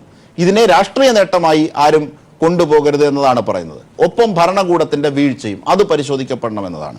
ശ്രീ സമ്പത്ത് എം പി, അതായത് ഇവിടെ സൈനികന്റെ നേട്ടമെന്ന് പറയുമ്പോഴും ഒരു രാഷ്ട്രീയ ഇച്ഛാശക്തി മോദി സർക്കാർ കാട്ടി എന്നതാണ് മുമ്പോട്ട് വെക്കേണ്ട പ്രധാന കാര്യം. മുംബൈ ഭീകരാക്രമണം നടന്നു. നമ്മുടെ പട്ടാളക്കാരുടെ വൃഷ്ണം വരെ കൊണ്ടുപോയി മൃതദേഹത്തിൻ്റെത് അടിച്ചുടച്ചവരുണ്ട്. ആ അർത്ഥത്തിലുള്ളപ്പോഴൊന്നും ചെയ്യാത്ത കാര്യം ഇപ്പോൾ ചെയ്തില്ല. അതൊരു രാഷ്ട്രീയ ഇച്ഛാശക്തിയാണ്. ശരിയാണ്, സൈന്യത്തിന്റെ നേട്ടമാണ് എന്നതോടൊപ്പം ഒരു രാഷ്ട്രീയ ഇച്ഛാശക്തിയും അവിടെ ഈ മോദി സർക്കാർ കാണിച്ചു. ഇതാണ് KVSന്റെ വാദം. അല്ല, KVS ചേട്ടൻ അത് പറയട്ടെ. ഞാൻ അദ്ദേഹത്തോടുള്ള എല്ലാ ആദരവോടും കൂടി പറയുകയാണ്. നമ്മൾ ഈ വിഷയത്തെ ഞാൻ ഉൾപ്പെടെ ഉള്ളവർ നമ്മുടേതായ മുൻവിധിയോടുകൂടിയാണ് നാം വിലയിരുത്തുന്നത് എങ്കിൽ, ഒന്ന്, ഇപ്പോൾ ഈ വിഷയത്തെ സംബന്ധിച്ച് വിലയിരുത്തലുകൾ ആരംഭിച്ചിട്ടേ ഉള്ളൂ. നമ്മുടെ ഈ മാധ്യമത്തിൽ ഉൾപ്പെടെ, കൈരളി പീപ്പിളിൽ ഉൾപ്പെടെ നടക്കുന്നതായ ചർച്ച പോലെ തന്നെ ഇന്ത്യയിലെ ഏതാണ്ട് എല്ലാ ദൃശ്യമാധ്യമങ്ങളിലും ചർച്ച, ശ്രവ്യ മാധ്യമങ്ങളിൽ ചർച്ച, ഇനി അച്ചടി മാധ്യമങ്ങളിൽ നാളെ പുറത്തിറങ്ങുന്നത് മുതൽ ഇങ്ങനെ ഇതിനെ സംബന്ധിച്ചുള്ള ഒരുപാട് കാര്യങ്ങൾ, അത് അറിയാവുന്നതും അറിഞ്ഞുകൂടാത്തതും പറഞ്ഞു കേട്ടതും, ചിലപ്പോൾ അത്തരം കാര്യങ്ങളിൽ അർത്ഥസത്യങ്ങളും നുണകളും, ചിലപ്പോൾ ഫിക്ഷൻ പോലും അത്തരം ഇതുമായി ബന്ധപ്പെട്ടെല്ലാം പുറത്തു വരാം. അപ്പോൾ ഇത് ഈ നമ്മളിപ്പോൾ തിരിച്ചടിച്ചത് ആ സ്ഥലത്തിൻ്റെ പേര് ബാലാക്കോട്ട്. ഈ ബാലാക്കോട്ട് എന്നുള്ളത് വാസ്തവത്തിൽ ഈ പാകിസ്ഥാൻ ഓക്യുപ്പൈഡ് കാശ്മീർ എന്ന് അന്തർദേശീയ മാധ്യമങ്ങൾ വിശേഷിപ്പിക്കുന്നതായിട്ടുള്ള സ്ഥലത്ത് ഈ ഖൈബർ പഖ്തൂൺഖ്വ എന്നാണ് അതിന്റെ ശരിയായ ഉച്ചാരണം, എനിക്കും അറിയില്ല, ആ പ്രദേശത്ത്. അപ്പോൾ ഇത് ഒരു വല്ലാത്ത പ്രത്യേകത നിറഞ്ഞ ഒരു സ്ഥലമാണത്രേ. തൊട്ട് ഇതിനോട് ചേർന്ന് ഒരു ഒഴുകുന്നതായ ഒരു വലിയ നദി, അത് ആ നദിയുടെ പേര് കുൻഹാർ എന്നാണ് ആ നദിയുടെ പേര്. അതായത് ഒരേ സമയം ഇവർക്ക് ആയുധങ്ങളിൽ പരിശീലനം നൽകുന്നതിന് വേണ്ടിയും അത് നല്ല വനാന്തരങ്ങളുമാണ്, കുന്നുകൾ നിറഞ്ഞ പ്രദേശമാണ്. ഒപ്പം ഈ വളരെ ദൂരം നീന്തിപ്പോയി അത്തരത്തിലുള്ള സ്ഫോടക വസ്തുക്കൾ വയ്ക്കുന്നതിനുള്ള പരിശീലനം, ഈ നദി അടുത്തുള്ളത് കൊണ്ട് അത്തരത്തിലുള്ളൊരു കാര്യവും എല്ലാം അവിടെയുണ്ട്. അപ്പം ഇത് കൃത്യമായി ഇതിനെ സംബന്ധിച്ചുള്ള ഈ ഭൂമിശാസ്ത്രപരമായിട്ടുള്ള വിവരങ്ങൾ ലഭ്യമായി അത്തരം ആ ഇൻ്റലിജൻസ് റിപ്പോർട്ടിൻ്റെ അടിസ്ഥാനത്തിലൊക്കെയാണ് ഒരു എയർഫോഴ്സിന് ഇതിൽ ഒരു സ്ട്രൈക്ക് നടത്താനായി കഴിയുക. നമ്മളിപ്പോൾ ഈ ചർച്ചകൾ നടത്തുമ്പോഴേ ഞാനൊരു കാര്യം ചോദിക്കട്ടെ. നമ്മുടെ സഹോദരന്മാരായ നമ്മുടെ സുരക്ഷാ സൈനികർ ഈ വിധത്തിൽ കൊല ചെയ്യപ്പെട്ടു പോകുന്നതായ ഒരു ദുരവസ്ഥ ഒഴിവാക്കാൻ കഴിയുമായിരുന്നല്ലോ. ഇന്റലിജൻസ് എന്നുള്ളത് രഹസ്യാന്വേഷണ വിഭാഗത്തിൽ നമ്മുടെ ഇന്റലിജൻസ് ബ്യൂറോയോ അല്ലെങ്കിൽ റോയോ ഒന്നും നൽകുന്നത് മാത്രമൊന്നുമല്ല. ഇതൊരു പൊതുജനമധ്യത്തിലേക്ക് വരുന്ന ചർച്ചയായതുകൊണ്ട് എനിക്കെല്ലാ കാര്യങ്ങളും പറയാൻ കഴിയില്ല. KVS ചേട്ടാ, അത് ക്ഷമിക്കണം. നമ്മുടെ തീരത്ത്, അതായത് ഇന്ത്യയുടെ സമുദ്ര തീരം എന്നത് തന്നെ ഏതാണ്ടൊരു 6000-ലധികം കിലോമീറ്റർ ഏകദേശം നീളം വരുന്നതായിട്ടുള്ളതാണ്. ലോകത്തിലെ ഏറ്റവും നീളം, അങ്ങനെ one of the largest cost lines ആണ്. ഒരു തുറമുഖത്ത് നിന്ന് മാറി ഞാൻ കണ്ടിട്ടുള്ളത് കൊണ്ടുകൂടിയാണ്, ഏത് തുറമുഖമെന്ന് ഞാൻ പറയില്ല ഈ ഒരു ചർച്ചയിൽ, ഇസ്രായേലി നിർമ്മിതമായിട്ടുള്ള ഒരു വലിയ കപ്പൽ ആ വിധത്തിൽ അവിടെ അത് ഒരുപാട് നാളുകളായി നങ്കൂരം ഇട്ട് മാറിക്കിടപ്പുണ്ട്. അത് പെട്ടെന്നൊന്നും അങ്ങനെയൊന്നും ഒരു വിമാനം വ്യോമയാന നിരീക്ഷണത്തിൽ കൂടിയൊന്നും മറ്റാർക്കെങ്കിലും കണ്ടെത്താൻ കഴിയുന്ന നിലയിലൊന്നും അല്ലാതെ ആ വിധത്തിലുള്ള സുരക്ഷിതമായ ഒരു സ്ഥാനത്താണ്. ഇന്ത്യയുടെ പ്രതിരോധ ഉപദേഷ്ടാവിൻ്റെ നേരിട്ടുള്ള നിയന്ത്രണത്തിലാണ് ആ കപ്പൽ. അത് ഇസ്രായേലി നിർമ്മിതമായ കപ്പലാണ്. കപ്പലിൻ്റെ പേരും ഇപ്പം ഞാൻ പറയുന്നില്ല. അത് എവിടെയാണ് അത് നങ്കൂരം ഇട്ടിട്ടുള്ളത് എന്നുള്ളതിനെ സംബന്ധിച്ച് എനിക്ക് അറിയാമെങ്കിലും ഇത്തരം ഒരു അവസ്ഥയിൽ അത് പറയുന്നത് ശരിയല്ല. ഇന്റലിജൻസ് വിവരങ്ങൾ അത്തരത്തിൽ ലഭിക്കുന്നതിൽ അത് നമുക്കെല്ലാവർക്കും അറിയാവുന്ന കാര്യമാണ്. നമ്മുടെ അടക്കം ടെലഫോണുകൾ, മൊബൈലുകൾ, അതിൽ വരുന്ന സന്ദേശങ്ങളടക്കം വേണമെങ്കിൽ അത് അനധികൃതമാണ് എന്ന് തന്നെ വെച്ചുകൊള്ളൂ. അത്തരത്തിൽ നിയമവിരുദ്ധമായിട്ടാണെങ്കിലും അനധികൃതമായിട്ടാണെങ്കിലും പോലും പലപ്പോഴും അതിലേക്ക് വരുന്നതായിട്ടുള്ള കാര്യങ്ങൾ ഇത് അവിടെ നിന്ന് ക്രോഡീകരിച്ച് ഈ പറയുന്ന ഈ കപ്പലിലേക്ക് ഇതെത്തിക്കാറുണ്ട്. അത് അവിടെ ഇത് വാസ്തവത്തിൽ ഇത് പലതും കൃത്യമായി സൂപ്പർ കമ്പ്യൂട്ടറുകൾ വെച്ചുകൊണ്ടാണ് ഇത് പലതും തന്നെ ഡീകോഡ് ചെയ്യുന്നത്, മറ്റു കാര്യങ്ങളും എല്ലാം നടക്കുന്നത്. ഇന്ത്യ പാകിസ്ഥാൻ അതിർത്തിയിൽ വളരെ സെൻസിറ്റീവായിട്ടുള്ള ചില മേഖലകളുണ്ട്, വളരെ സെൻസിറ്റീവായിട്ടുള്ള ചില മേഖലകളുണ്ട്. ആ മേഖലകളിൽ ഒന്നിൽ കൂടിയാണ് ഇത്തരത്തിൽ ഇപ്പോൾ ഈ ജമ്മു കാശ്മീരിൽ ഇത്തരത്തിലുള്ള ആക്രമണം നടന്നത്. ആ ആക്രമണം ഉണ്ടാവുമ്പോൾ നമുക്കെല്ലാവർക്കും സാമാന്യ യുക്തിക്ക് നിരക്കുന്നതാണോ എന്ന് ആലോചിക്കണം. ആയിരക്കണക്കിന് വരുന്ന സുരക്ഷാ ഭടന്മാരെ അങ്ങനെ റോഡ് മാർഗം യാത്ര ചെയ്ത് ഒരിടത്തു നിന്ന് മറ്റൊരിടത്തേക്ക് കൊണ്ടുപോവുക എന്ന് പറഞ്ഞാൽ it will be just like a sitting duck. ആർക്ക് വേണമെങ്കിലും ചെന്ന് കല്ലെടുത്തെറിയാനെന്നോ കഴുത്തിന് പിടിക്കാവുന്നോ ഒരു താറാക്കോഴി ഇരിക്കുന്നത് പോലെ നിസ്സഹായാവസ്ഥയിലാണ്. വല്ലാത്ത ടെറൈനാണ് ജമ്മു കാശ്മീരിലെ ചില കാശ്മീർ പ്രദേശങ്ങളിലൊക്കെ നമ്മൾ പോയിരുന്നാൽ വല്ലാത്ത ടെറൈനാണ്. എപ്പോഴും എന്തും സംഭവിക്കാം. ജനങ്ങളെക്കാൾ അവിടെ വാസ്തവത്തിൽ ഹോസ്റ്റൈലായി അത്തരത്തിൽ ജനങ്ങളെന്ന് ഞാൻ ഉദ്ദേശിച്ചത് ഇവിടെ നേരത്തെ KVS ഒരു കാര്യം പറഞ്ഞു, എന്താണ് കല്ലെടുത്തെറിഞ്ഞതും അതുമായി ബന്ധപ്പെട്ട വിവരങ്ങളാണ്. ഞാൻ പറയാം, ഒരു വർഷത്തിന് മുമ്പ് കാശ്മീരിൽ ഞാൻ ഗുൽമാർഗിൽ പോയതാണ്. പാർലമെന്ററി കമ്മിറ്റിയുടെ ഭാഗമായി അത്തരത്തിൽ യാത്ര ചെയ്തപ്പോൾ അതിൽ 2 സ്റ്റേജുകളായി അവരുടേതായിട്ടുള്ള ഈ കേബിൾ കാർ ഉണ്ട്. റോപ്പ് വേ നമ്മളിവിടെ പറയുമ്പോൾ അതിൻ്റെ ഉയർന്ന രൂപമാണ്. അതിൻ്റെ 2ാമത്തെ സ്റ്റേജിലേക്ക് മുകളിലേക്ക് പോകണമെങ്കിൽ അത് വല്ലാത്ത സെക്യൂരിറ്റി കാര്യങ്ങളുള്ളതാണ്. ഒരു സാധാരണ ജനങ്ങൾക്ക് അങ്ങനെ പോകാൻ കഴിയില്ല. പാർലമെന്റ് അംഗമായിട്ടുള്ള എന്നോടൊപ്പം വന്ന സെക്യൂരിറ്റി ഭടന്മാർക്കൊക്കെ അത്തരത്തിൽ ലഭിച്ച ഒരു അസുലഭമായ ഒരു അവസരമാണ്. കേബിൾ കാറിനകത്ത് വരെ എഴുതി വെച്ചിട്ടുണ്ട് Indian army get out of Kashmir എന്ന്, Indian dogs get out of Kashmir എന്ന്. മുമ്പ് ആസാമിൽ എഴുതി വെച്ചതുപോലെ ഒരു പ്രദേശത്ത് ഉള്ള വിഷയങ്ങൾക്ക് രാഷ്ട്രീയ പരിഹാരം കാണുന്നതിന് പകരം ജനങ്ങളെ വിശ്വാസത്തിൽ എടുക്കുന്നതിന് പകരം ജനങ്ങളെ ശത്രുക്കളായി കാണുന്നു എന്ന് ജനങ്ങൾക്ക് തോന്നിയാൽ ഉണ്ടാകുന്ന ദുരവസ്ഥയാണ്. നാം മുമ്പ് ശ്രീലങ്കയിൽ ഇന്ത്യ പീസ് കീപ്പിംഗ് ഫോഴ്സിനെ അയച്ചു. ആദ്യം വാസ്തവത്തിൽ അവിടെ ഭീകരവാദികളെ ആ വിധത്തിൽ ഇന്ത്യയുടെ മണ്ണിൽ തന്നെ നാം ഇവിടെ പരിശീലിപ്പിച്ചു എന്നുള്ളത് നഗ്നമായ സത്യമാണ്, ആർക്കും മറച്ചു വയ്ക്കാൻ കഴിയില്ല. എന്നാൽ അവർ തന്നെ അതിര് വിട്ടപ്പോൾ അവിടെ ശ്രീലങ്കയിലേക്ക് ഇന്ത്യൻ പട്ടാളത്തെ അയക്കേണ്ടതായിട്ടുള്ള ഒരു അവസ്ഥയിലേക്ക് വന്നു. ആ ഇന്ത്യൻ പട്ടാളം അവിടെ ഈ പറയുന്ന ശ്രീലങ്കയിൽ പോയതിനു ശേഷം ശ്രീലങ്കയിൽ വാസ്തവത്തിൽ പ്രത്യേകിച്ചും തമിഴ് ഭാഷ സംസാരിക്കുന്നവരുടെ ഇടയിൽ മാത്രമല്ല അപ്പുറത്ത് സിംഹളരുടെ ഇടയിൽ പോലും ഇന്ത്യൻ സൈന്യം അവരുടെ ശത്രുവായി മാറുന്ന ഒരു സ്ഥിതി ഉണ്ടായി. നാം വാസ്തവത്തിൽ ഇവിടെ കാശ്മീരികൾക്കെതിരായിട്ടുള്ളതല്ല ഇത് നാം ഒരു കാരണവശാലും പാകിസ്ഥാനികൾക്കെതിരായിട്ടുള്ളതുമായിട്ടുള്ള ഒരു തിരിച്ചടിയുമല്ല, ഭീകരവാദത്തിനെതിരായിട്ടുള്ള തിരിച്ചടിയാണ്. ഇന്ത്യൻ സൈനികരെ സംബന്ധിച്ച് പാകിസ്ഥാന്റെ മണ്ണിൽ നിന്ന് മാത്രമല്ല ബംഗ്ലാദേശിൽ നിന്ന് പോലും 2 വർഷങ്ങൾക്ക് മുമ്പ് പാർലമെന്റിൽ ഇത് ഉന്നയിക്കപ്പെട്ടിട്ടുള്ള വിഷയം കൂടി ആയതുകൊണ്ട് ഞാൻ പറയുകയാണ്. ബംഗ്ലാദേശിന്റെ അവരുടെ അതിർത്തി രക്ഷാ സേന ഇന്ത്യയുടെ അതിർത്തി രക്ഷാ സേനയിലെ സായുധരായിട്ടുള്ള ഭടന്മാരെ കൊലപ്പെടുത്തിയതും അവരെ അംഗഭംഗം വരുത്തിയതുമായിട്ടുള്ള കാര്യങ്ങൾ പത്രങ്ങളിൽ അച്ചടിച്ചു വന്നതും പാർലമെന്റിൽ ചർച്ച ചെയ്യപ്പെട്ടതുമാണ്. അത്തരത്തിലുള്ള സംഭവങ്ങൾ ഉണ്ടാവാൻ പാടില്ലാത്തതാണ്. ആ രീതിയിലല്ല നാം മറുപടി. ബംഗ്ലാദേശിന് വേണ്ടി നാം ഒരുപാട് ആ രാജ്യത്തിന്റെ സ്വാതന്ത്ര്യത്തിന് വേണ്ടി നാം നൽകിയിട്ടുള്ള വില അവിടെ നിന്ന് പോലും നമുക്ക് വളരെ ദുഃഖകരമായ അനുഭവങ്ങൾ ഉണ്ടായിട്ടുണ്ട്. അതുകൊണ്ടൊന്നും ആ ജനതയെ നാം തള്ളി പറയരുത്. അവിടെ ജനതയെ തള്ളി പറയലും ജനങ്ങൾക്കെതിരായിട്ടുള്ള ഒന്ന് ഏറ്റവും പ്രധാനപ്പെട്ടത് ഭീകരതയ്ക്കെതിരായ ഇന്ത്യയുടെ നീക്കം, ഇന്ത്യൻ സൈനികത്തിന്റെ നീക്കം, ഇന്നത്തെ സൈന്യത്തിന്റെ നീക്കം ഒക്കെ ശ്ലാഘിക്കുന്നതാണ്, അതിന് സപ്പോർട്ടാണ് രാജ്യം മുഴുവൻ. പക്ഷേ ഭരണകൂടത്തിന്റെ വീഴ്ച പരിശോധിക്കപ്പെടുകയും ഒപ്പം കാശ്മീർ ജനതയെ വിശ്വാസത്തിലെടുത്ത് ചർച്ച ചെയ്യുകയും ചെയ്യണം. ഇവിടെ ഭരണകൂടത്തിന്റെ വീഴ്ച എന്നത് ശ്രീ സമ്പത്ത് എംപി വരച്ചു കാട്ടി. അതായത് ഞാൻ നേരത്തെ സൂചിപ്പിച്ചതുപോലെ മൻമോഹൻ സിംഗിനെ ചാരനാണ് എന്ന് ധ്വനി വരുത്തുന്ന തരത്തിൽ തെരഞ്ഞെടുപ്പിനെ വിജയിക്കാൻ വേണ്ടി പ്രവർത്തിച്ച ഒരു ടേസ്റ്റാണ്, അങ്ങനെ ഒരു ബ്രെയിൻ്റെ ടേസ്റ്റാണ് ഈ സംഘ് പരിവാറിനുള്ളത്. അതുകൊണ്ട് ഇവരിത് തെരഞ്ഞെടുപ്പിനെ ഹൈജാക്ക് ചെയ്യാനായി ഇത്തരം മാർഗങ്ങൾ ഉപയോഗിക്കുമോ? ഏത് മാർഗം? ഇതിലെ വിജയത്തിന്റെ മാർഗം. ഇത് വിജയിച്ചു, ഞങ്ങളാണ് വിജയിപ്പിച്ചത് എന്ന അർത്ഥത്തിൽ രാഷ്ട്രീയ നേട്ടമായി ഇവർ കൊണ്ടുപോകുമോ എന്ന് ചിലർ സംശയിച്ചാൽ അവരെ തെറ്റു പറയാനാകില്ല. കാരണം ഇവർ തിരഞ്ഞെടുപ്പിനെ വിജയത്തിനായി ഉപയോഗിക്കുന്ന ഇവരുടെ ആ ഒരു ടേസ്റ്റ്, ഇവരുടെ ബ്രെയിൻ്റെ ടേസ്റ്റ് ആ രീതിയിലാണ്. അതിന്റെ ഉദാഹരണമാണ് ഗുജറാത്തിലേത്, അല്ലേ ശ്രീ ഫസൽ ഗഫൂർ?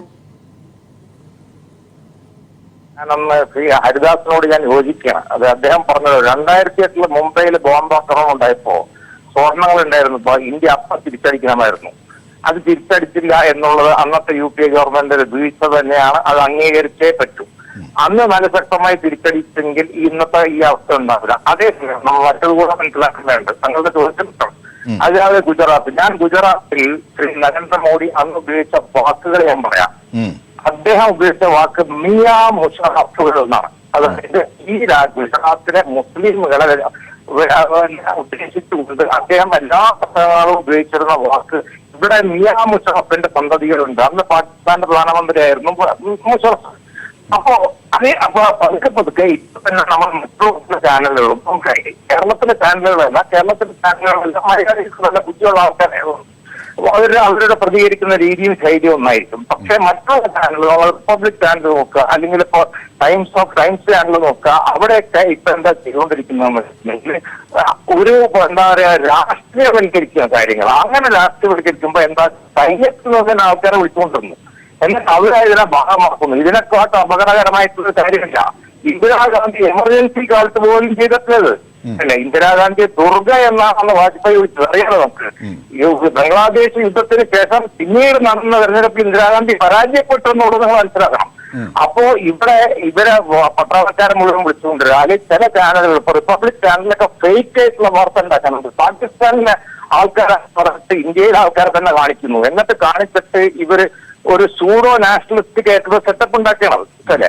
അത് അപകടകരമാണ്. എന്താ കാരണം വെച്ചിട്ടുണ്ടെങ്കിൽ നമ്മുടെ സൈന്യത്തെ വർഗീയവൽക്കരിക്കുകയോ നമ്മുടെ സൈന്യത്തെ രാഷ്ട്രീയവൽക്കരിക്കുകയോ ചെയ്തിട്ടുണ്ടെങ്കിൽ ഏറ്റവും അപകടകരമായിട്ടുള്ള കാര്യമാണ്. പക്ഷേ അതാണ് അടിവരയിടേണ്ടത്. അത് തന്നെയാണ് നാം ഉദ്ദേശിച്ചതും. തീർച്ചയായും ഇന്ത്യയുടെ വിജയം സുഭദ്രമാക്കണം. ഭീകരതയ്ക്കെതിരായ ഏത് നീക്കത്തെയും നാം ശ്ലാഘിക്കുന്നു.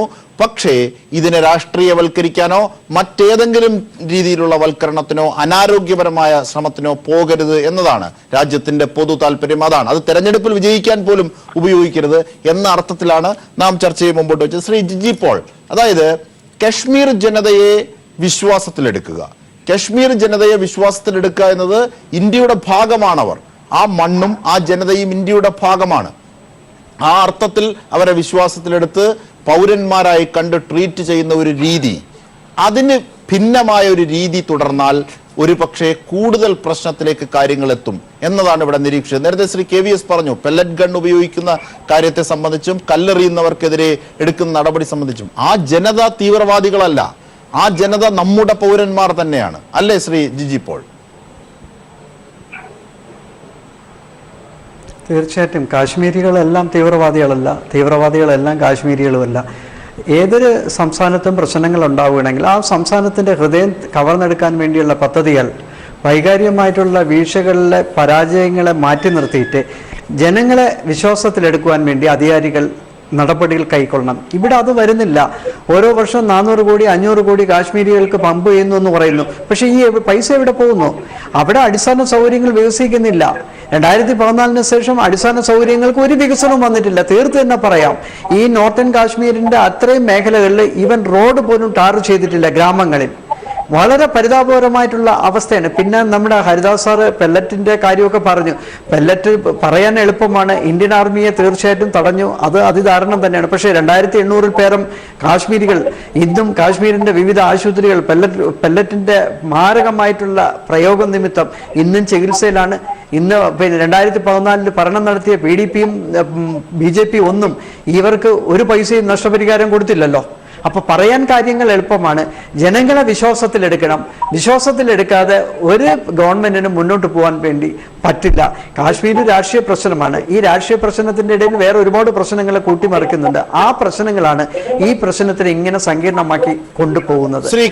വീണ്ടും പറയട്ടെ, ഇന്ത്യക്കാരൻ എന്നുള്ള നിലയിൽ പാകിസ്ഥാൻ ഇതിന് മറുപടി നൽകും എന്ന് പറഞ്ഞിട്ടുണ്ട്. അതായത് പാകിസ്ഥാൻ ഒരു രാഷ്ട്രമെന്ന സ്വഭാവം അതിനെപ്പോഴും കൈവരാറില്ല. കാരണം അതിന്റെ സ്വഭാവവും അതിന്റെ സവിശേഷതകളും നമുക്കറിയാം. ആ അർത്ഥത്തിൽ അവർ അങ്ങനെ ഈ അടിക്ക് തിരിച്ചടി ഉണ്ടാകുമെന്ന ഭീഷണി ഉണ്ടായാൽ അതൊരു പക്ഷേ രാജ്യത്തെ യുദ്ധത്തിലേക്ക് നയിക്കാനുള്ള സാഹചര്യം സൃഷ്ടിക്കുമോ? അല്ല, ഞാൻ ഒരു കാര്യം ഇതിനകത്തുണ്ട്. ഇന്നിപ്പോൾ നയതന്ത്ര തലത്തിൽ നമ്മൾ ശ്രദ്ധിച്ചാൽ പാകിസ്ഥാൻ കംപ്ലീറ്റ് ആയിട്ട് ഐസൊലേറ്റഡ് ആണ്. അവരുടെ കൂടെ നിൽക്കുന്ന ചൈന പോലും UN സുരക്ഷാ കൗൺസിലിൽ ഈ ഭീകരവിരുദ്ധ പ്രമേയത്തിന് അനുകൂലമായ നിലപാടെടുത്തു. ഇപ്പോൾ നമ്മൾ നിലപാടെന്താ? നമ്മൾ അവിടെ തകർത്തിരിക്കുന്നത് ഭീകര കേന്ദ്രങ്ങളാണ്, ഭീകര പരിശീലന കേന്ദ്രങ്ങളാണ്. ആ സ്ഥാപനങ്ങൾ തകർത്തതിൻ്റെ പേരിൽ ഇന്ത്യക്കെതിരായിട്ട് പാകിസ്ഥാൻ യുദ്ധത്തിന് മുതിർന്നാൽ എൻ്റെ വിശ്വാസം അവർ ദയനീയമായിട്ട് ഗ്ലോബലി ഐസൊലേറ്റ് ചെയ്യപ്പെടും. ഗ്ലോബലി അവർ ആഗോളമായി ഒറ്റപ്പെടുകയും അവരെ തളർത്താൻ വേണ്ടതെല്ലാം ചെയ്തു. അതിനോടൊപ്പമാണ് ഒരു പൗരനെയും നഷ്ടപ്പെടുത്താതെ വളരെ സൂക്ഷ്മതയോടുകൂടി ഈ ഭീകര കേന്ദ്രങ്ങളെ മാത്രം ആക്രമിച്ചത്. ഇന്ത്യ ഇതുവരെ വിജയിച്ചു. ഇനിയും ഈ വിധത്തിൽ തുടർന്നാൽ ഇന്ത്യക്കായിരിക്കില്ലേ വിജയം? അല്ല, ഇനി തീർച്ചയായിട്ടും ഒരു പരിധിയുണ്ട്. ആ പരിധിക്കപ്പുറത്ത് ഇന്ത്യ പോകാൻ പാടില്ല. ഇത് മതി. ഇനി തീവ്രവാദി കേന്ദ്രങ്ങൾ അങ്ങനെ നിൽക്കട്ടെ. നമ്മൾ ഇനി ആക്രമിക്കുകയാണെങ്കിൽ നമ്മൾക്ക് തീർച്ചയായിട്ടും തിരിച്ച് ആക്രമിക്കുക. കാര്യം യുണൈറ്റഡ് നേഷൻസും അമേരിക്കയും മറ്റ് യൂറോപ്യൻ യൂണിയനും മറ്റു രാഷ്ട്രങ്ങളെല്ലാം ഇന്ത്യ ചെയ്ത കാര്യങ്ങൾ പൂർണ്ണമായിട്ടും അനുകൂലിച്ചിരിക്കുകയാണ്. അതുകൊണ്ട് ഇത് മതി. ഇനി അടുത്ത് നമുക്ക് നോക്കാം പാകിസ്ഥാൻ എന്ത് ചെയ്യുമെന്ന്. പറഞ്ഞു വന്നത് പെട്ടെന്ന് പൂർത്തീകരിച്ചാൽ. ഞാൻ അജീബ് ഷാദെ ഞാൻ സൂചിപ്പിച്ചത് ഇന്ത്യയെ സംബന്ധിച്ചിടത്തോളം ഇന്നിപ്പോൾ നമ്മൾ ചെയ്തെടുത്ത് അവസാനിപ്പിക്കേണ്ട നടപടിയെ ആവശ്യമുള്ളൂ. അടുത്ത സ്റ്റെപ്പ് ആവശ്യമില്ല ഇന്നത്തെ നിലയ്ക്ക്. പക്ഷെ പാകിസ്ഥാൻ പ്രകോപനവുമായിട്ട് ഇനി വന്നാൽ സ്വാഭാവികമായിട്ട് അതാണ് ഒരു 10 സെക്കൻഡ് ശ്രീ സമ്പത്ത്, അതാണ് കറക്റ്റാണ് ഇതുവരെ ഉള്ളത്. അടിച്ചതിന് തിരിച്ചടി കൃത്യമായി കൊടുത്തു. ഇനി ഒരു പ്രകോപനം ഉണ്ടായാൽ അതിന്റെ ഉത്തരവാദിത്വം അത് പാകിസ്ഥാനാണ്. പ്രകോപനം ഉണ്ടായാൽ ഇന്ത്യ തിരിച്ചടിക്കുകയും ചെയ്യും. നാം അങ്ങേയറ്റം ജാഗ്രത പുലർത്തേണ്ടതുണ്ട്. നാം പുലർത്തേണ്ടുന്ന ജാഗ്രതയിൽ വീഴ്ച വരുത്തുക എന്നുള്ളത് നമ്മുടെ ഭാഗത്തുള്ള അക്ഷന്തവ്യമായിട്ടുള്ള അലംഭാവമാണ്. മറ്റൊരു കാര്യം, യുദ്ധം ഒന്നിനും പോംവഴിയല്ല. ഈ ഒരു വിഷയത്തിൽ യുദ്ധം അനിവാര്യമായ ഒരു പോംവഴിയായി ഒരു കാരണവശാലും കാണരുത്. യുദ്ധമുണ്ടായാൽ ജനങ്ങൾ തമ്മിൽ വീണ്ടും അകലുകയും അത് രാഷ്ട്രങ്ങൾ തമ്മിൽ അവരുടേതായിട്ടുള്ള എല്ലാ വികാസങ്ങളെയും പുരോഗതിയെയും അത് ബാധിക്കുകയും ഉണങ്ങാത്ത മുറിവുകൾ സൃഷ്ടിക്കുകയും ചെയ്യുന്ന നിലയിലാണ്. പഴയകാലത്തെ യുദ്ധങ്ങളും ഒരു പതിറ്റാണ്ടിന് മുമ്പുള്ള യുദ്ധവുമൊന്നും അല്ല ഇപ്പോഴത്തെ കാലത്തെ യുദ്ധം എന്നുള്ളത്. ആ യുദ്ധത്തിൽ തന്നെ നാം മനസ്സിലാക്കാനുള്ളത് ഒരു കാലം വരെ കരയിൽ ആർക്കാണ് ആധിപത്യം അവരായിരുന്നു യുദ്ധത്തിൽ വിജയിക്കുക. എന്നാൽ ഇറാഖിന്റെ മേലുള്ള അമേരിക്കൻ സഖ്യകക്ഷികളുടെ അധിനിവേശം 1989 ശേഷം ലോകമറിയുന്നത് ആകാശത്ത് ആർക്കാണ് ആധിപത്യം അവർ യുദ്ധത്തിൽ വിജയിക്കുന്നു എന്നാണ്. 89 മുമ്പ് വരെ കരയിൽ ആർക്കാണ് ആധിപത്യം അവരായിരുന്നു യുദ്ധത്തിൽ വിജയിച്ചിരുന്നത്. എന്നാൽ അതടക്കം മാറുകയാണ്. തീർച്ചയായും എന്തായിരുന്നാലും സൈന്യത്തിന് ഒരിക്കൽ കൂടി അഭിവാദ്യങ്ങൾ അർപ്പിച്ചുകൊണ്ട് ചർച്ചയിൽ പങ്കെടുത്തവർക്കൊക്കെ നന്ദി.